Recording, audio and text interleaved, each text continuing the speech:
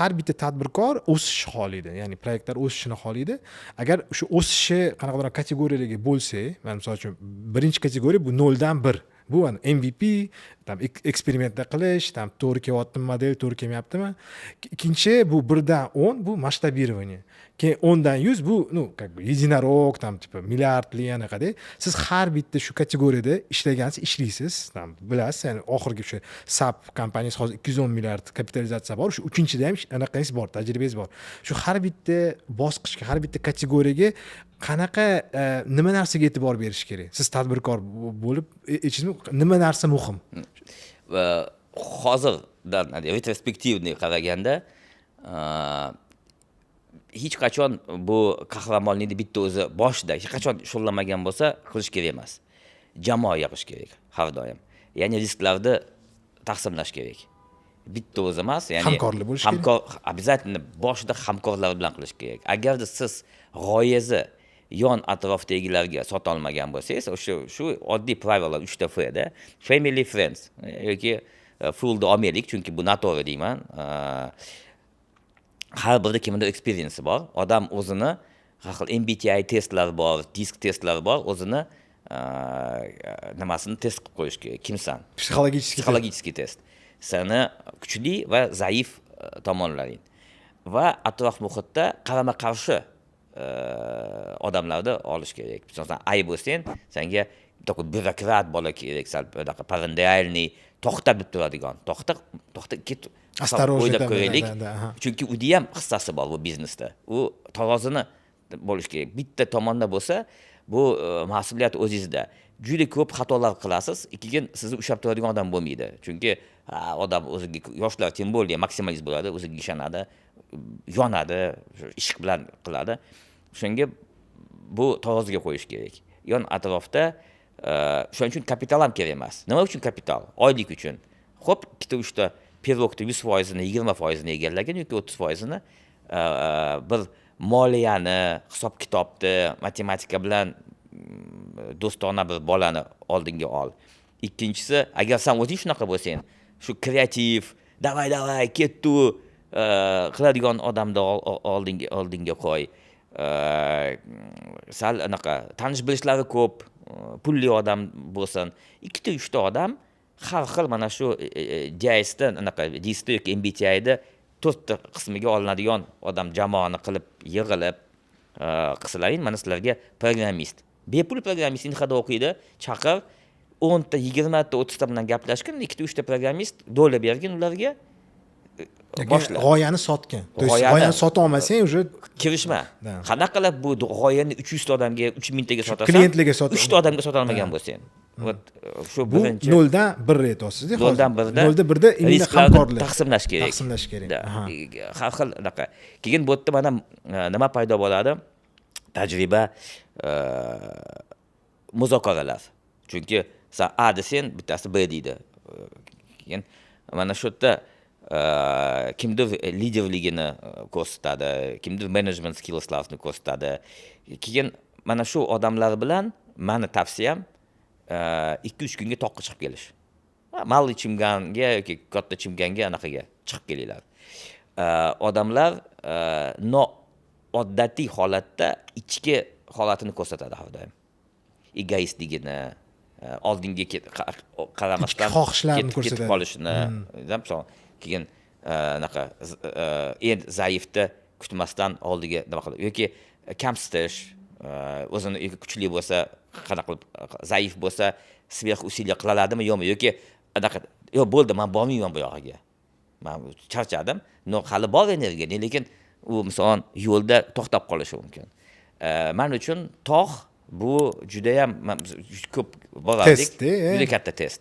Noodatiy yoki borib kelinglar divingga, qayoqqadir noodatiy holaga qilinglarga, odam ichki anaqalarni ko'rsatadi. Qiyinchilik bo'ladigan holat bo'lishi. Qiyinchilik holati, yordam sizlar komandamisizlar yo'qmi?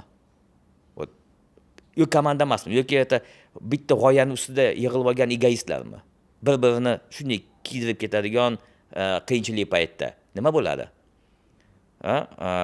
Masalan, tanqislik, masalan, sizda suv, menda palatka, sizda yoqilg'i, bir-birimizga bog'liqmiz. Biza shu anaqa to'qqa oldin chiqardik shunga va men o'ylaymanki shu endi mana shu experience shuni qilib ko'ringlar. Noodatiy bir ahvolga kiritib ko'ringlar. Mana shu 0dan 1ga chiqish momenti. Jamoat bilan test qilib, qadriyatlar birmi, yo'qmi, shunda bilinadi. Yana haqiqatan qadriyatlar, ya'ni ценностьda bu tajribada sal anaqa bor. Problema. Chunki ingliz tilida masalan value degan so'z bor. Qadriyatda. Nobotda qarang.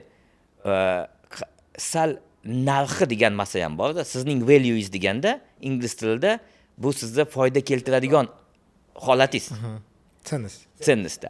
Bizda qadriyat bu немножко urf-odat, odamgarchilik degan narsa ketadi-da. Ya'ni sizni biznesingizga qadriyat tomonda o'zbek tilida qaralmaydi.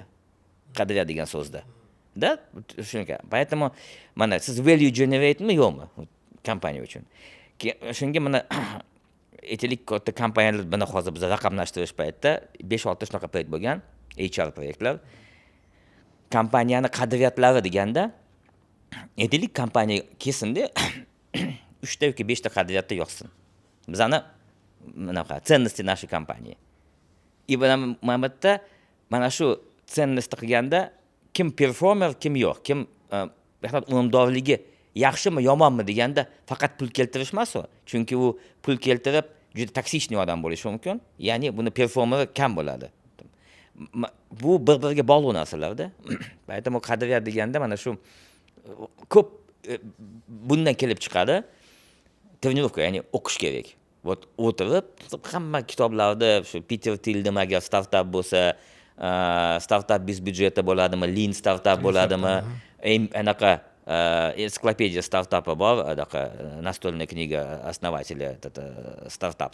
Uni o'qib keyin anaqa boshlaylar-da. Bu 0dan 1 hozir aytamiz. 0dan 1. Menimcha 0dan 1 yana eng anaqa bu 0dan 1 bu MVP ku, ya'ni unit ekonomika to'g'ri kelyaptimi, to'g'ri kelmayaptimi? Juda ham katta narsa bu, gipotezalarni ko'proq test qilishda pivot degan narsa bor. O'ziz o'tdingiz, men Dalatekda ham adashmasam bir necha marta o'tdingiz. Menimcha shu mana bunaqa to'g'ri pivot qilish, vaqtida pivot qilish, ya'ni haligi startapni yaxshi ko'rib qolmasdan pivot bu, biznes modelda o'zgartirish. Siz g'oya значит to'g'ri kelmadi. Даже MVP da ham to'g'ri kelmadi. Umuman g'oya noto'g'ri bo'lgan va buni o'zgartirib olish uchun yana qaytamiz. Sizni jamoangiz buni qabul qilishi kerak. Chunki ko'plar g'oyani sevib qoladi-da. Kimdir ham obычно o'sha g'oyani haligi lobbisti bo'ladi. Misol uchun menda zo'r narsa bor deydi, hali qolganlar voy sonlar to'g'ri kelmayapti, o'xshamayapti desa ham, yo'q, men ishonaman, zo'r bo'ladi deb aytishi mumkin-da. O'shaning uchun men shu pivot komanda, jamoa bo'lib pivot qila olish qobiliyati juda ham kerakli narsa deb o'ylayman. Bu Kahneman'da ana shu kitoblarida shunaqa test bo'lgan, studentlarga aytilganda mana krushka. Думай быстро, думай медленно, решай быстро, да. Mana sizlarga krushka universitetda logotipi bilan nech pulga olasizlar? Bepul ko'taringlar, 5-6 odam shunday bepul olgan krushkani. Keyin aytgan, "Tak, bu krushkaning narxiga endi pul to'lab olasizlar qolganlariga. 2-3 bo'lib qancha xohlasalaring pul to'laylar." Keyin yana 5-6 krushkani 2-3 dollardan 5 dollardan to'lab olishdi. Keyin kelishdi, "Davay" dedi, "sotasizlar krushkani." Nech pulga sotasan deganda, bepul olgan odamlar krushkani 7, 10, 15 ga baholashgan. Nimaga?